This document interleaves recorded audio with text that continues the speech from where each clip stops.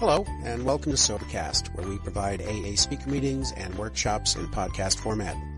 We're an ad-free podcast, and if you enjoy listening, please help us be self-supporting by visiting Sobercast.com, look for the donate link, and drop $1 or $2 into our virtual basket. We hope you enjoyed the podcast. Have a great day. Okay, whether you're sitting down, just sit down quietly. Okay? Shh.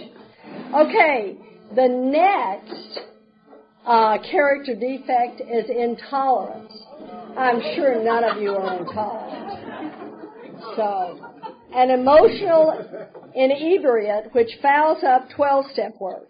It succeeds in blocking awareness of what has been shared with one in this program. It seems it causes emotional bias and prejudice. And I want you to hear what Bill says on page 103 in the Big Book. A spirit of intolerance might repel alcoholics whose lives could have been saved had it not been for such stupidity. Now that's some strong words, because it is important that when people come into these rooms that we do not have a spirit of intolerance. Now, let me just ask you to do a little soul searching. Have you been to a meeting lately where there was a wet drug? And they were disturbing people, and everybody was getting a little miffed by the wet drunk. Now, I don't know if you guys know this, but this is Alcoholics Anonymous.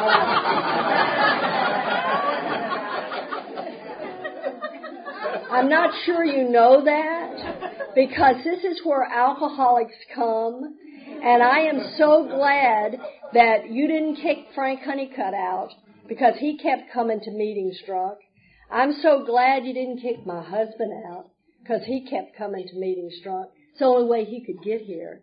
And you didn't kick my sponsee Pearl out, because she kept coming to meetings of Alcoholics Anonymous. And you don't have any idea how many people told me.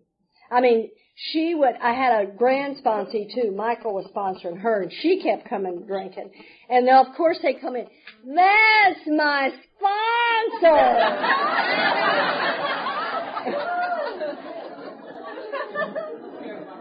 And some of us are, oh my God, what will people think? And how many people would say, well, if they wanted it, they'd stop drinking. The last time I looked at step 1, it said I was powerless. It's not, AA is not for people who want it. And it's not for people who need it. It's for people who do it. And these people kept coming. Frank Honeycutt came a year drinking, and he got it. But he kept coming. Susie came 2 years drinking, and she got it. Dave, my husband, came 4 days to AA drinking before he got it. And Pearl came 2 years. Kept coming to meeting and drinking between, but kept coming. Now, if somebody doesn't show up, maybe that's a little bit different. But people will come here. And what we need to be is we don't need to say ugly stuff. What we need to do is just say, I'm so glad you're here. Because they're not going to get it if they're not here. And a lot of us don't just come in and get it. And we need to have a spirit of tolerance. Because this is where alcoholics come. And one day we had food all laid out, and we had our meeting at Seal Beach, and we're not far from the beach, and a lot of bums live there in California. And somebody said, well, they just come in here to eat. And I said, you know what? It doesn't matter what the attraction is. It does not matter. Frank Honeycutt used to say this program was an attraction. He said Ellen Aldridge was the only thing I ever saw that was an attraction. Doesn't matter. The deal is nothing can happen if we don't get them in here. Nothing can happen.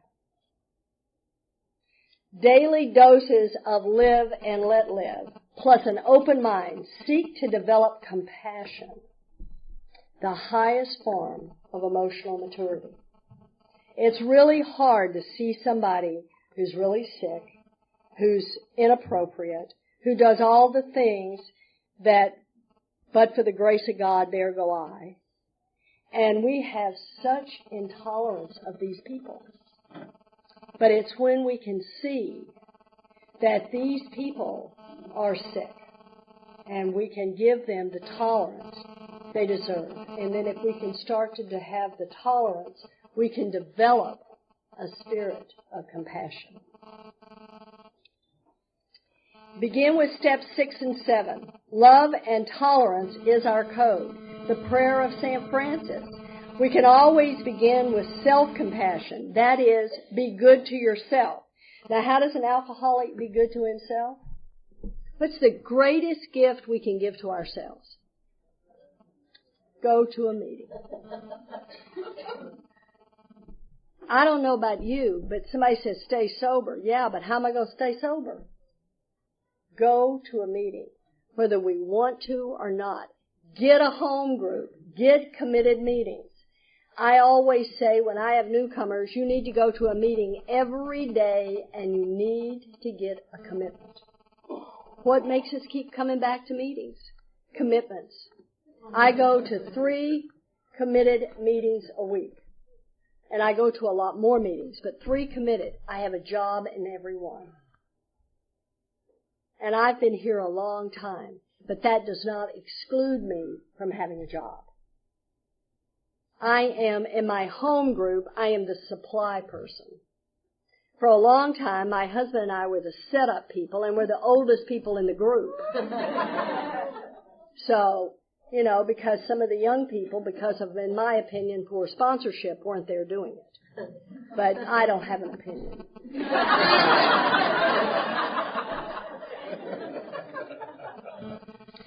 Being careful not to use step 10 to beat yourself up with. Step 11 in the big book says, we must be careful not to drift into remorse and morbid reflection, for that would diminish our usefulness to others. You ever been around somebody who's just whipping themselves all the time? Very tiring. Very, very tiring. So what happens is speak the truth. Because false pride is saying what a bad person I am. I can't do anything right. It's pride anyway. It's just the other end of it. So what we need to do is learn the truth. Learn the truth. How do I find out the truth about me? What work do I have to do to find out the truth about me? How about step 4 and 5? I need to know who I am. Know who you are. It's important. I need to know my triggers. I need to know my shortcomings. I need to know myself. I need to know when I need to make amends. I need to continue inventory all the time so I stay in touch with who I am. Because let me tell you, I can lie to myself today about who and what I am. I need to stay with you to keep me humble. Absolutely have to. Okay, self-pity. Everybody got that? Okay, you guys, this is my acting debut. I wrote this. One sip of this fairly slow-acting emotional intoxicant. See, we just kind of look at these character defects like taking a drink. You ever see anybody practice these defects and it looks like they're drinking? Just like we're taking a drink. Can lead to a distorted perception. Giant mountains mushroom out of little tiny molehills. Problems are magnified and calamities loom on all sides. The drunkenness progresses to the crying stage and the dialogue runs. Nobody loves me. Nobody appreciates me. Nobody cares. Nobody recognizes how hard I try. Everybody is against me. I can't do anything right. I might as well be dead. Now, as crazy as that is, I don't know about you, but that is true for me. I've done that many more times than once. I remember I was 5 years sober, And Dave and I were in Santa Monica, California. We just got through doing our readings for the morning. And I looked over at Dave with all, that I had, and I said, when I die, please bury me in Texas. I mean, we are drama kings and queens. And I know that sounds so silly, but that is me. That is me when I am in the mire of self-pity. Set to a mournful tune, these lines are played over and over in a half-dark, gloomy, unswept mental hangout. How's your mental hangout? The disease is here. At the center of self-pity is a half-grown kid having a slobbering, blubbering temper fit at God. Self, circumstances, and people. As long as he can keep the drunk tears flowing, he does not have to leave and go out in the sunlight. Now, if any of my guess is that there's somebody in here today that's suffering from some self-pity. And if it is, we feel so justified to have it. It seems like it's justified. Well, if this had happened to you, you'd feel like this too. Probably so, but because I'm a member of Alcoholics Anonymous and I have a set of spiritual principles and some tools, I don't have to feel that way. I have a solution. I have a solution for self-pity. Okay, let's see what Bill says about self-pity, and as Bill sees it. Self-pity is one of the most unhappy and consuming defects that we know. Now, if you didn't think that was a defect, Bill just told you it was. It is a bar to all spiritual progress. There is no way I can feel the hand of God when I'm feeling so sorry for myself.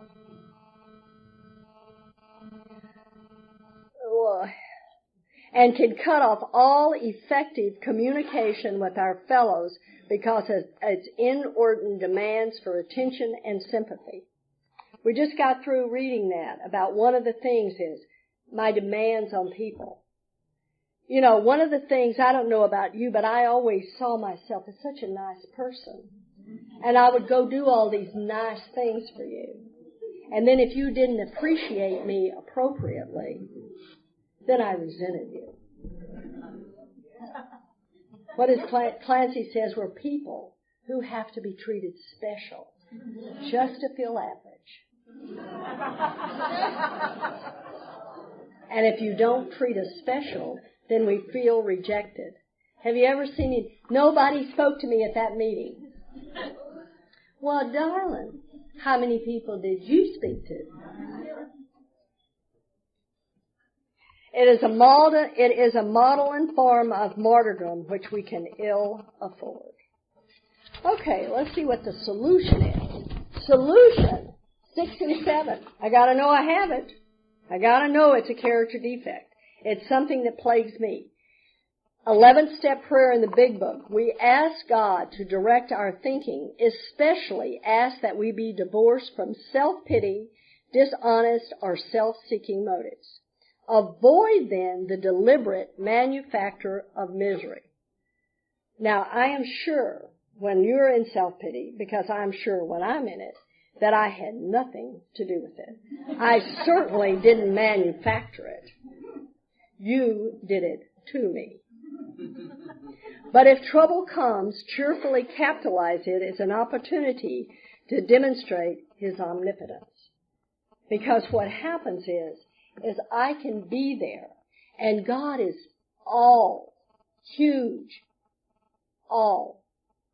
That's what omni means, to demonstrate. So what I do is if I'm in self-pity, I take these actions, I take a look at it, and step forward. I look at myself, and why am I angry? What's got me in this self-pity? I take a look at it. What does it affect? Then where have I been dishonest, selfish, self-seeking, and afraid? 9 times out of 10, my problem is I am not willing to take responsibility for what happens to me and blame you, or blame circumstances, or blame God. Mostly blame God. But when things happen, as my AA sponsor says, when things happen in our lives, it's an opportunity to grow.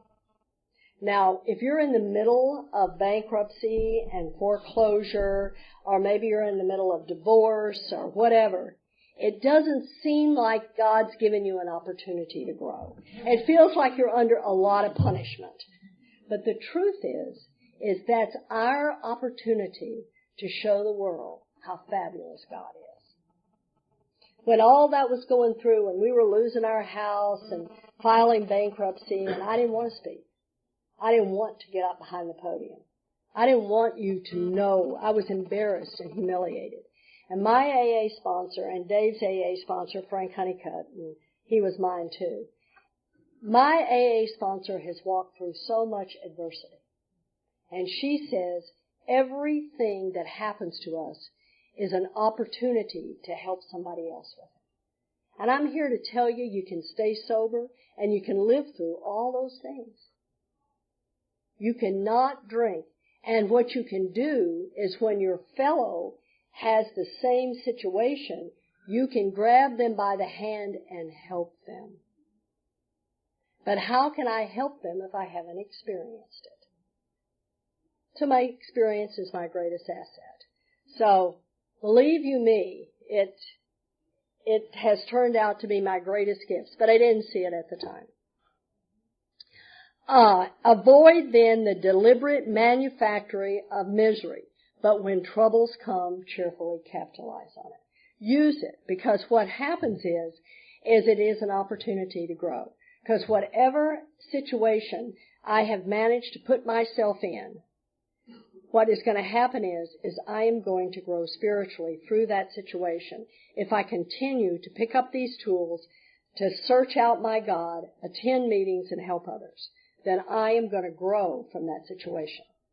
Hourly doses of daily gratitude, appreciation, and admission of God's grace. Stop hanging out in mental dumps. Stop keeping company with bad companions. Resentment, fear, and selfishness. Don't flirt with self-justification and self-righteousness. You ever sat there and said, I deserve to feel like this. Look what's happening to me. Which will sweet-talk you into a dive. Total abstinence is hardly possible until the self-pity trips are replaced with being others-centered. The only thing I know to do when I get in these kind of situations is to get out of myself and go help another person. As my AA sponsor says over and over and over, Dottie says, remove yourself from the equation. If you remove yourself, it's amazing how you can perform God's work. Yourself's going to still be there. Just remove it for a while. Just, my AA sponsor says, Polly, you don't think well of yourself. It's you think only of yourself. So. Resentment, an emotional intoxicant distilled from character defects, guaranteed to impede progress in steps 3 and 11. Drinking of resentments poisons spiritual progress, often leads to emotional enslavement to the hated people and things. You know, what is amazing is when we resent somebody, we are tied to them. We are absolutely tied to them, so tight as an umbilical cord. And they are like a child. They are sucking the blood out of us. Just like a child does. That's what happens. And that's what resentment does. An effective way to stay drunk on resentment is to bar hop from anger to self-pity to intolerance to jealousy to fear, then home to an unbelievable hangover and depression. That sucker grows.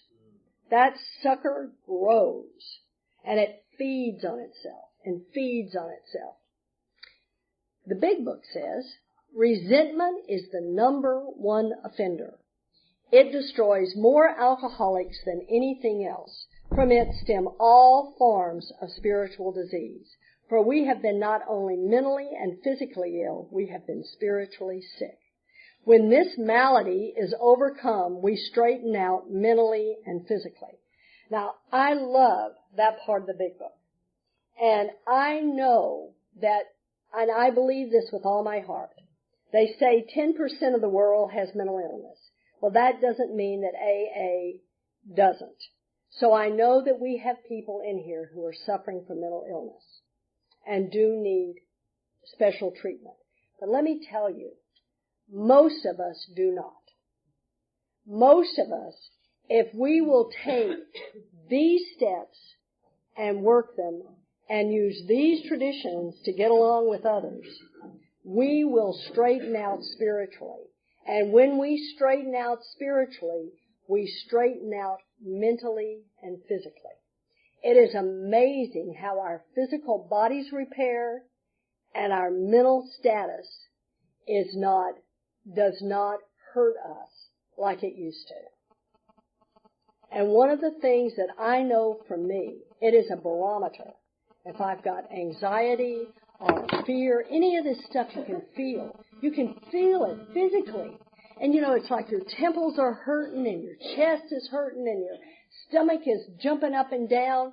We can feel it. Or if you're like me, I tighten up and the weight of the world is on my shoulders, so I'm just, all bent over. But what happens is if we look at this, if we look at that spiritual axiom, if anything disturbs me, no matter what the cause, there's something wrong with me, then I can look at myself. I don't have to go research you. I just need to look at myself and see what the problem is, and I start to straighten out. And as soon as I see the spiritual solution, which is the steps, and apply the spiritual principles, which is the steps, I start to feel better. My chest starts to open up. My head stops hurting, and the anxiety quietens down. I used to say I drank because I just couldn't breathe. And I took a drink of alcohol. It just seemed like I could breathe. I could just breathe.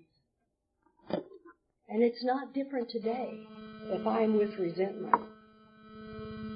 Harboring resentful is infinitely grave.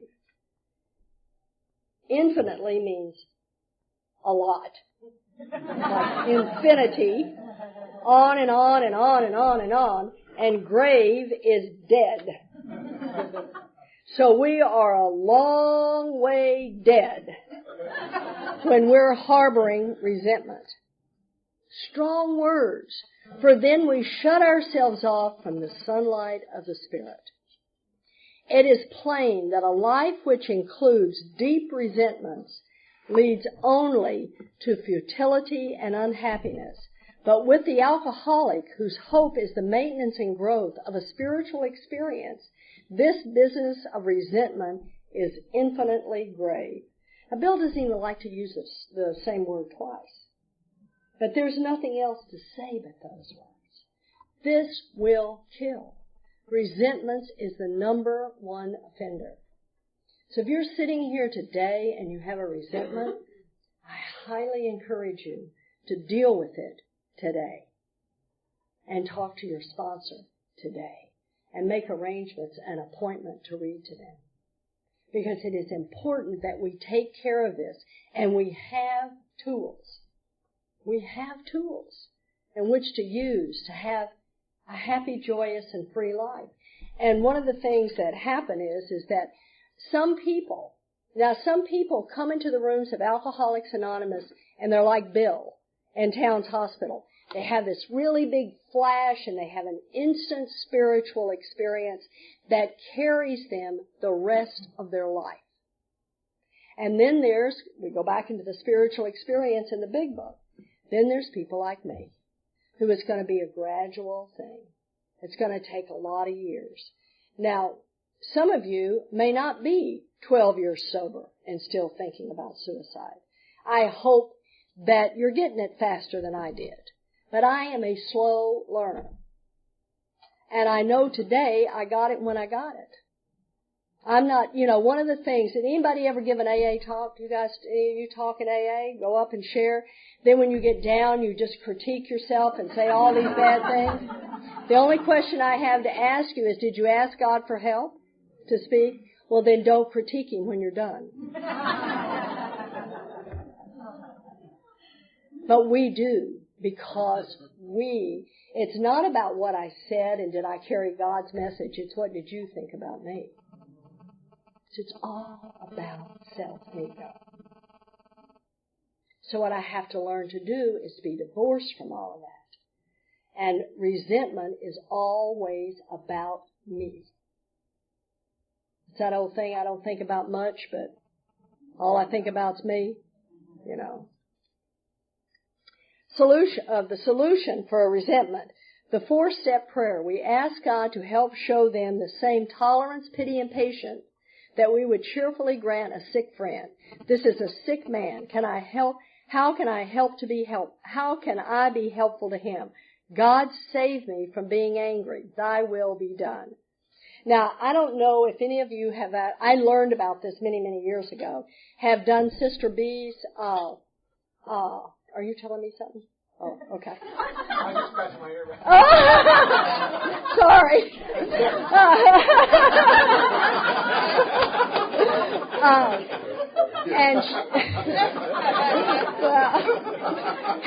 If any of you have done Sister B's workshop and she talks about the prayers in the big book, we know that every step has a prayer.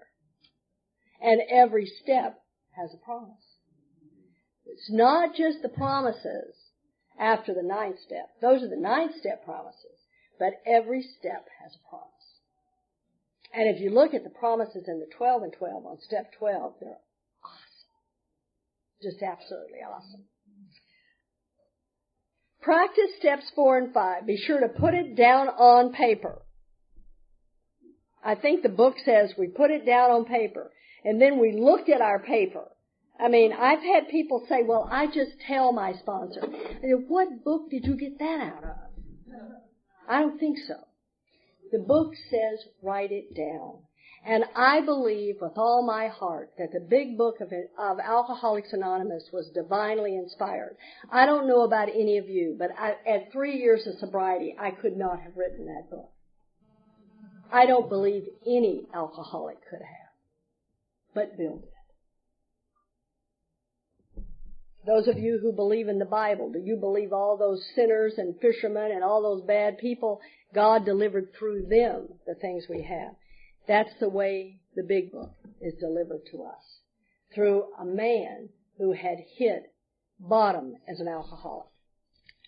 Okay. Steps 10, 11, and 12, helping others can get us out of ourselves long enough for God to remove the resentment. So it's absolutely important that I keep an inventory going. Now, I don't know about you, but I can do an inventory one day, go out amongst people, and I got a resentment again, I got to do another one. Now, I don't know about you. You guys might not ever have that happen to you. But I happen to be very human, and those kind of things happen to me. All I have to do is go to one business meeting, and I ought to write an inventory. So, jealousy.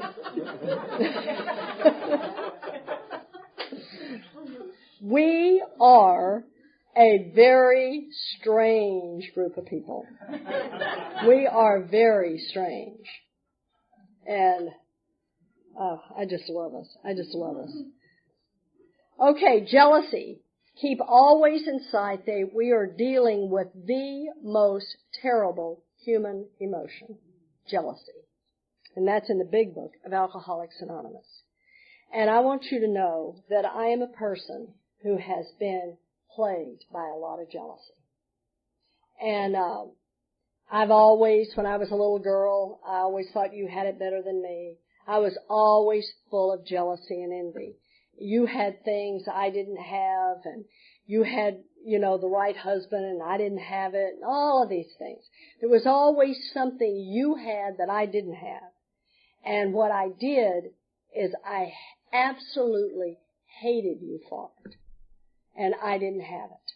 Now, I get married at 3.5 years of sobriety. I'm 40 years old when I get married. And I marry Dave. Now, in October, Dave and I'll be married 30 years. And I still think he's the bomb. I still think he's the cutest guy in AA. I'm just absolutely crazy about him. And it's, I'm not as worried about him now because he's 74 as I used to be. Some of you old guys will know what I'm talking about. The rest of you kids won't believe it'll ever happen to you. But at any rate, I'm one of these women who have been very blessed. And I've always, ever since I first got sober, I've always sponsored women. And I've always sponsored the most gorgeous women in Alcoholics Anonymous. And Dave absolutely loves them. And I mean, my husband has got an ongoing love affair with Kathy on Facebook. He loves women. He loves them. And I can tell you, one of my sponsees said from a podium, Dave is the only man who has ever been appropriate with me. And he's always appropriate. But you see, if you don't believe in God and have a relationship that is strong with God, and you're a person who doesn't believe you're enough anyway, jealousy is going to eat your lunch. And it ate mine. And all these women were younger than me. And worst of all, they were thinner than me. And Dave loved them. And I had terrible problems with these women. And I am so grateful that that has been relieved from me. And I want you to know, not long ago, I had it crop up again. And what happens is by God's grace, I know what the solution is today. And I mean, I was writing it down. I don't call my sponsor and without writing stuff down. I mean, I don't wait, because I know that's going to be the first words out of her mouth. Did you write about it? That's going to be the first thing out of her mouth. So what I did is I have it written down and I talk about it. I know what the solution is. I know where I have to find my part. And what happens is it always is the basic instinct. And we don't hear a lot about the basic instincts in the big book. The 12 and 12 talks a lot about the basic instincts. And one of my basic instincts is security. And at any time when that feel that is threatened, then I have to look at myself. Because where does security for me come from? My relationship with God. And if my relationship with God is askew, then my security is also askew. I am no longer safe because my relationship with God is in jeopardy. So today I understand that, and I can write about it, and I can see it right away, and I can get to the truth of what's going on. Okay, the greatest enemies, this is also in the big book, of us alcoholics are resentment, jealousy, envy, frustration, and fear. Jealousy is a powerful concoction of resentment, fear, self-pity, low self-esteem, and insecurity. So if you're in a relationship and there is jealousy there, I'm here to tell you, you are in a very sick relationship. If you are in a relationship that someone does not trust you and is jealous and keeps you from doing things that you know you need to do in order to be the best person you can be, then something is wrong with that relationship. And I'm here to tell you that jealousy kills. And all you have to do is just do some prison work and find out that jealousy kills. It is an absolute, it's just what he says. Keep in mind that we are dealing with the most terrible human emotion. Okay. I'm going to give you a little recovery is possible through daily attention to spiritual needs. But I just want to give you some definitions of humility while we're in here with jealousy, because I guarantee you, if you work on this character defect, you will find some humility. Humility is a word often misunderstood to those who have made progress in AA. It amounts to a clear recognition of what and who we are. Step 4. Find out who you are. Find out about yourself. Followed by a sincere attempt to become what we could be. And that's it. You know, I'm getting hot up here. You guys hot? But it's one of the things that we have to know is that we have to become the best we can be. And sometimes that may be, I don't like to leave my husband nearly every weekend. And I used to work, at least now I see him during the week, but I used to work and go to meetings at night and be gone on the weekend. But what happens is that as a sober alcoholic, I have a responsibility to my recovery. And when AA asks, my answer is yes. And I don't run that by my husband. I usually say I inform him as he informs me. Because a lot of times he's not around for me to make a decision. So what I do is I am the keeper of my own daytime. And what we do is we do that. And he sends me off with open arms. Because he wants me to be the best I can be, as I want him to be the best he can be. Not thinking less of ourselves, but thinking of ourselves less. Being teachable. Step 4 and 5 reveals the exact nature of one's compulsion to this green-eyed monster. So, steps 6 and 7 show us that we have the character defect. Write it down, talk about it, one-on-one. And one of the things I want to say again is don't take your stuff to a meeting unless you have a solution. Meetings are for the solution. The mess is for your sponsor. Because a newcomer may be there and need to hear the solution. This is how it's not that you don't talk about the things that have happened in your life. Just talk about them with the solution. Dishonesty and self-deception. Okay. These are the things that we can fool ourselves.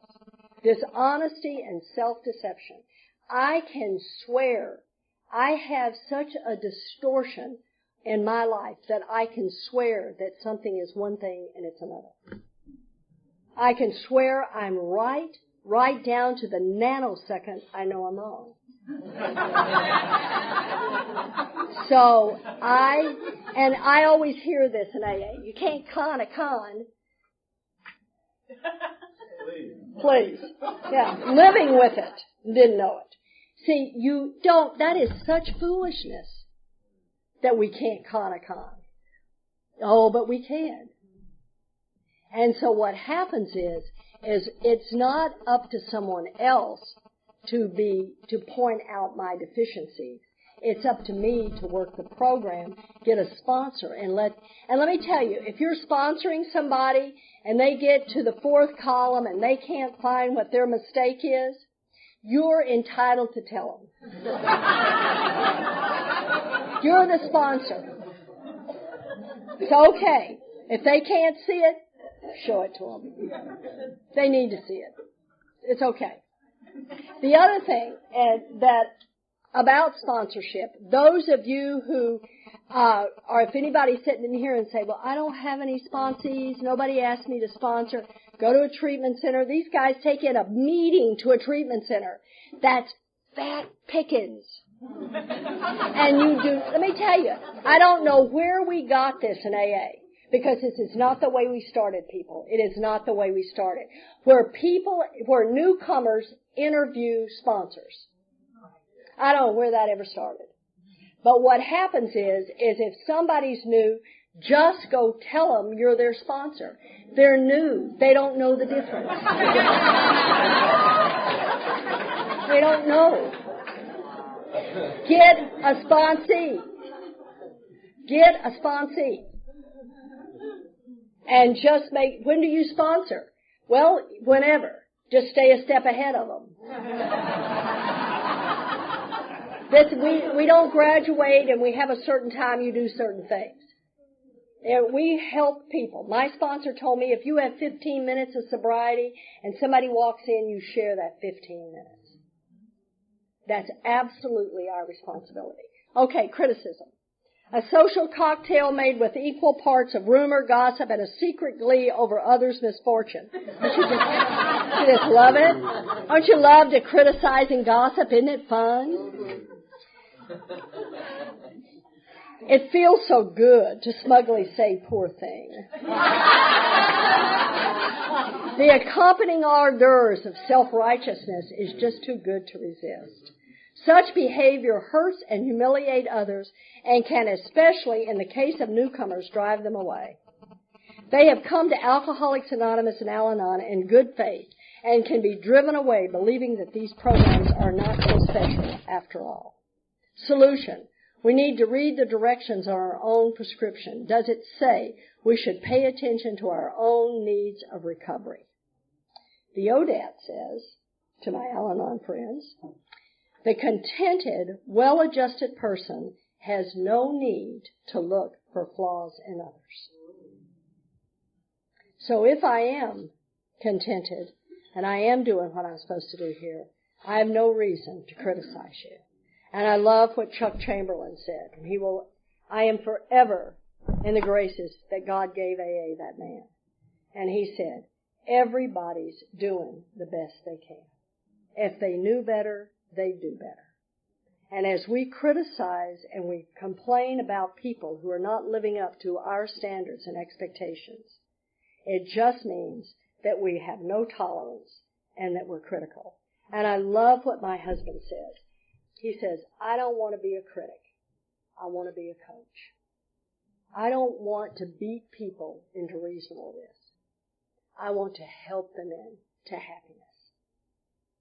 And what we need to do is remember that these programs were founded on love and God.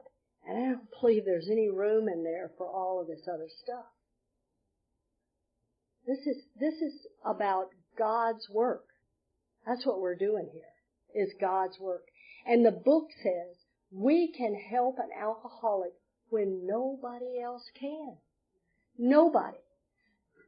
Not therapists, not doctors, nobody can help like we can. And it is a responsibility. We're responsible for doing this. Fear. Nothing is more self-centered than fear. This short word somehow touches about every aspect of our lives.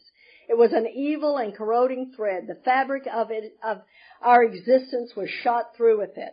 Sometimes we think fear ought to be classified with stealing. It seems to cause more trouble. And that's in the big book of Alcoholics Anonymous. And let me tell you that I believe that I hear this all the time in AA. You can't have fear and faith at the same time. Well, I tell you what, if I didn't have any fear, I wouldn't need any faith. And I believe that I have fear. And what happens is God's grace gives me the faith to carry me through. And the big book says, in the solution here, the verdict of the ages is that faith means courage, and all men of faith have courage. Now, if we didn't have fear, we wouldn't need courage. I mean, what does it take to get on an airplane if you're afraid of flying? What does it take if you're afraid of heights? It takes courage, and we get that courage from faith, asking God to help us to do things that we need to do. So I don't believe that anymore. I believe I have some fear right now, and I'm constantly trying to turn it over to God. Dave and I we've got the house of our dreams up in Birch Bay, Washington, but we're going to have to sell that house because my son was invested with us in that house, and because of his work, he can't do it anymore. So we're going to have to sell the house. Do I want to? No. Is it okay? Yes.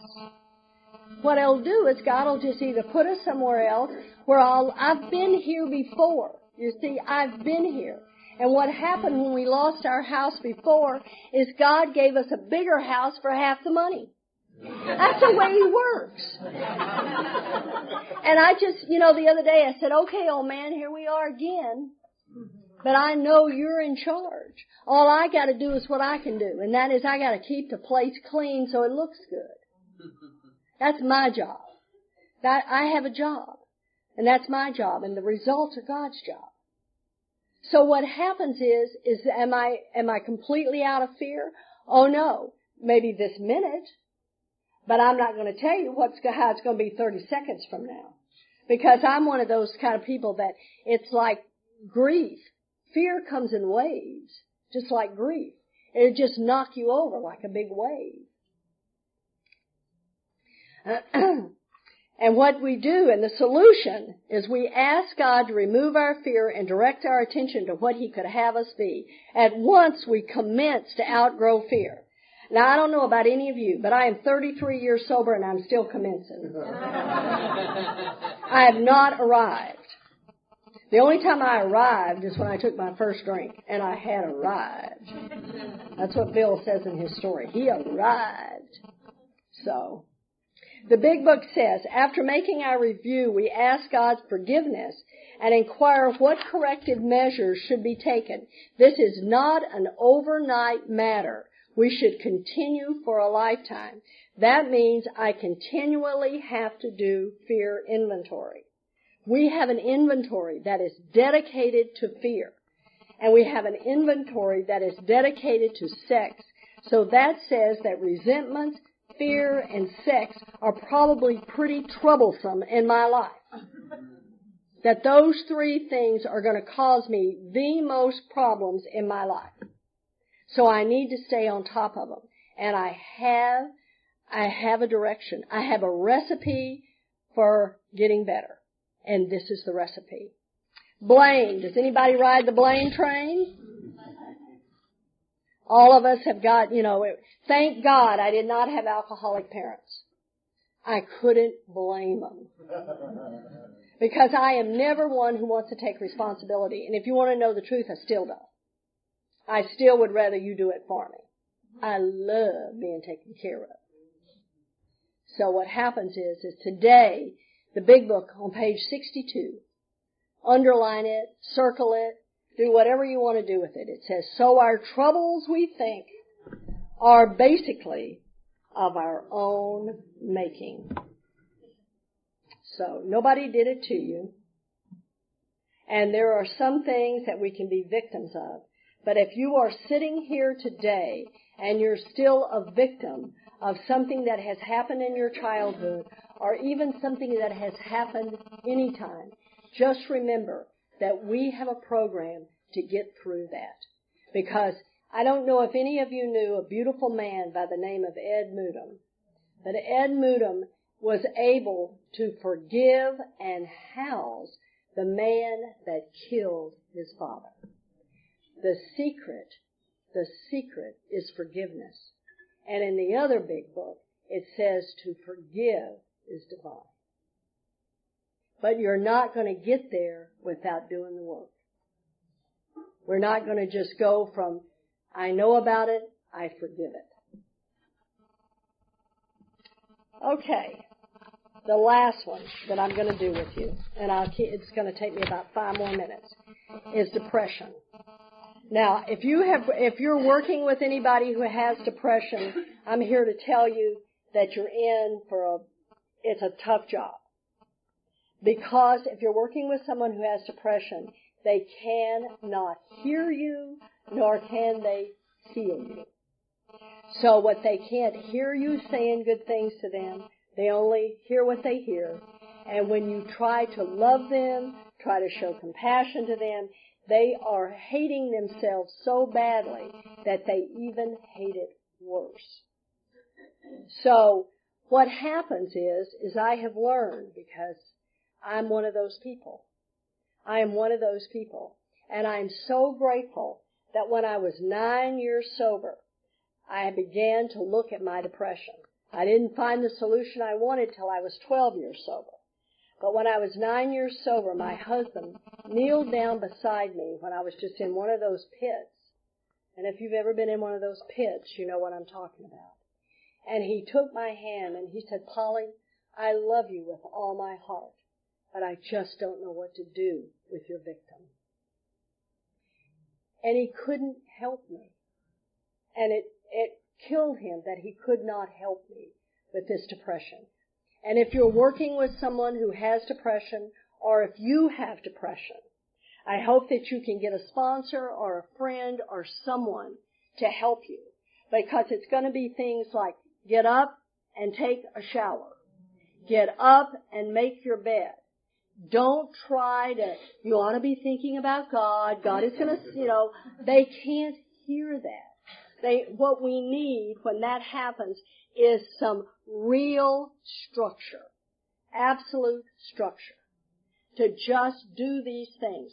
Go pick up the 200-pound phone, call somebody, and if they ask about you, you say, good as God, good as I let God let me be, or whatever you want to say, and then ask about them. Because what happens is, if we start talking about depression, we can justify it. And what we don't want to do is justify depression, because justification will kill us. And depression will kill us. So take the actions. Do the work. And when you're working with somebody, all I can say is, for me, I am less frustrated if I give them some very direct actions to do and say, do this, call me when you're finished. Do this, call me when you're finished. Do this, call me when you're finished. Yes? I'm just a little confused because you said that if you work the 12 steps and the program, then most of them will straighten out mentally, and there's only a few that actually have mental illness. So when you're talking about depression right now, are you referring to the ones that still have mental illness as depression, or well, you can work the steps. Like Bill said, we can work the steps and still have faulty dependencies. That means we have to just keep working them. But if the person is in the depression, and maybe they're new, and they're in the depression, they are not going to understand you need to take a third step. But they will understand some very direct actions. Okay? So it's always, let me just tell you, right now, this minute, I'm talking to you. And I feel pretty spiritually fit. And I am 33 years sober. I don't know how sober you are, but I can guarantee you in 5 minutes I cannot be. I'm an alcoholic, a real alcoholic, and I'm a human being. So that means the book says I can't rest on my laurels. So I have to keep doing it. And I can't just do these steps one time and be, I have to keep doing them. It's just like what I just read, we do it for a lifetime. We keep doing it. So I wish I could tell you it'd all be over if you just did the 12 steps. But it means I have to keep doing them. And a lot of times depression, I thought it was the worst thing that could ever happen to me. And what has happened is it's the best thing that has ever happened to me, because it has taught me more compassion than any other thing I've ever had happen to me. So it's been good for me. And I've been able to help people with depression. And I think it was Bill's greatest gift too, because what did he do? He continued to search because of his depression. I don't know if that answered your question or just made you more confused. I'm sorry. Okay. Huge doses of attitude of gratitude. Now I want you to know that I am not too sober to call somebody I sponsor. I'm here to tell you, when I get depressed, I have found the antidote for my depression, and that's working with others. I am not your meditator, okay? I wish I was. My husband, steady. Steady as you go. I'm okay? I am not that person. I need to be into you. That's what I need. And I don't have a clue what I do for the women I sponsor. I don't have a clue. But I know without them, I would be dead. I need them to call me. I need to talk about them. Because I don't do well talking about me. Because what happens is, I'm a real alcoholic, and I just have never gotten good enough. And I'm just going to hang around here and keep doing these steps, because I haven't reached that goal yet of being good enough. And what will happen is if I don't keep doing this, I will sink into depression.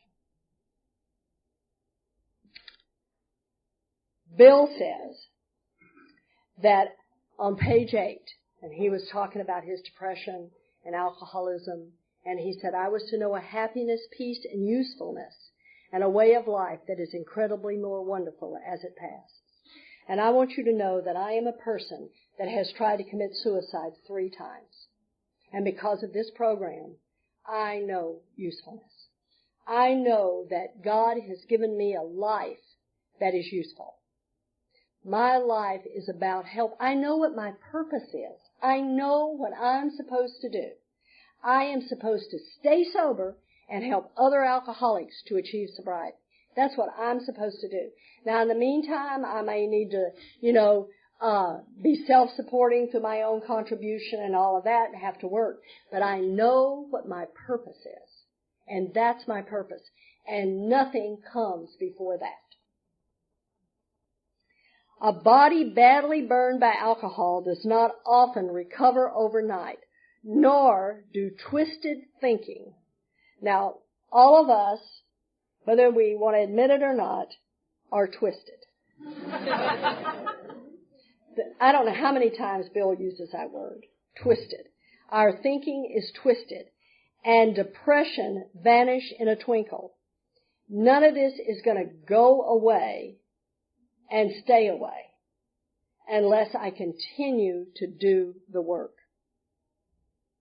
It's not going to stay away.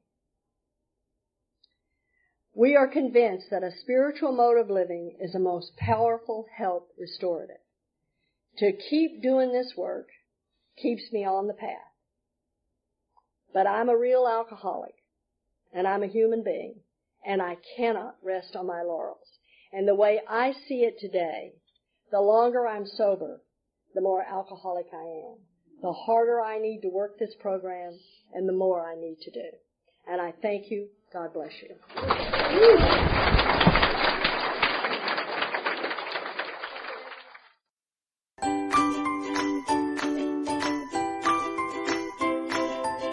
Thanks for listening. I hope you enjoyed the podcast. Sobercast is ad-free, and we'd like your help in order to keep it that way. So if you'd like to help us be self-supporting by pledging $1 or $2 a month, visit Sobercast.com and look for the donate links. Thank you very much.